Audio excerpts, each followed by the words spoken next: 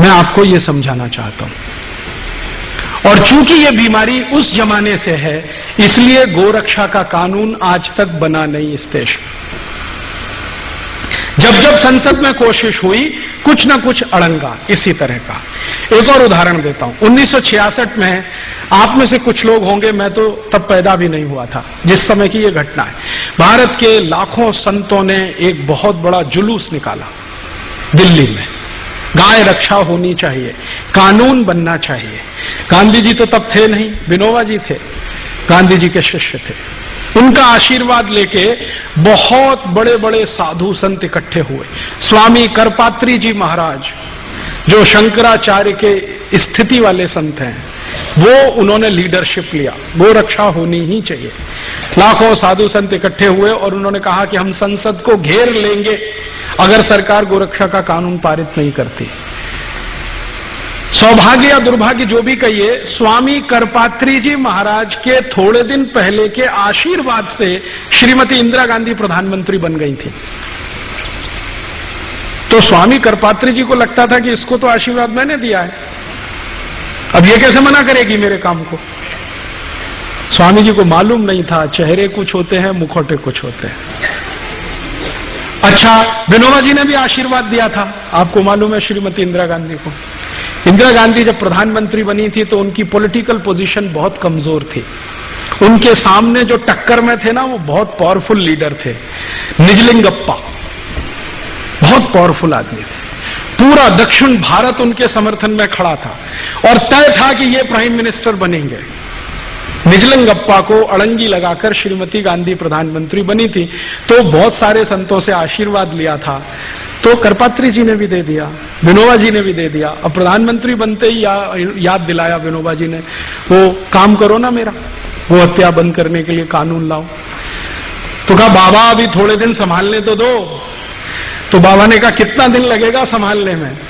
तो दिन बीतते गए और करपात्री जी महाराज का धैर्य चुक गया, तो उन्होंने एक बहुत बड़ा जुलूस निकाल दिया। सरकार को घेरना है, संसद को कॉर्डन कर देना है, कोई अंदर जाएगा नहीं, कोई बाहर आएगा नहीं जब तक गोहत्या बंद नहीं होती। आप जानते हैं क्या हुआ? जिन करपात्री जी महाराज के आशीर्वाद से श्रीमती गांधी प्रधानमंत्री बनी थी, उन्हीं के ऊपर श्रीमती गांधी ने गोली चलवाई। और एक नहीं, सैकड़ों साधु उसमें मर गए। लेकिन गो हत्या नहीं रुकी, वो वैसे ही चली। उसके बाद स्वामी करपात्री जी ने, उनके शिष्य बताते हैं, मैंने कभी उनसे सीधे बात नहीं की, स्वामी करपात्री जी ने श्राप दे दिया। और वो ये कहते हैं कि उसी श्राप का दुष्परिणाम है कि जिस तरह से श्रीमती गांधी ने गोलियां चलवाकर मरवाया था गोरक्षा भक्तों को, उसी तरह से श्रीमती गांधी मारी गई।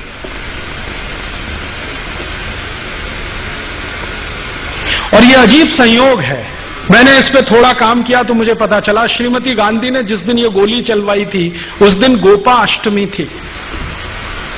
भारत में गाय के पूजन का सबसे महत्वपूर्ण दिन है गोपाष्टमी, दीपावली के कुछ दिन बाद आता है। और श्रीमती गांधी को जिस दिन गोली मारी गई वो दिन भी गोपाष्टमी थी।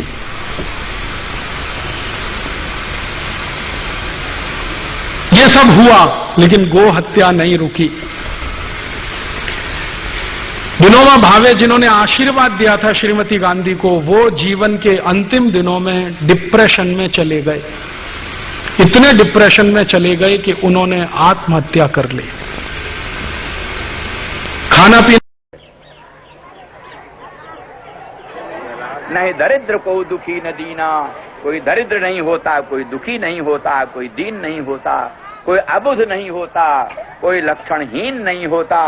सब नर करहि परस्पर प्रीति, चलहि स्वधर्म निरत श्रुत नीति। सब लोग परस्पर एक दूसरे के पोषक होते हैं, कोई किसी का शोषक नहीं होता। सब एक दूसरे का रक्षक होते हैं, कोई किसी का भक्षक नहीं होता।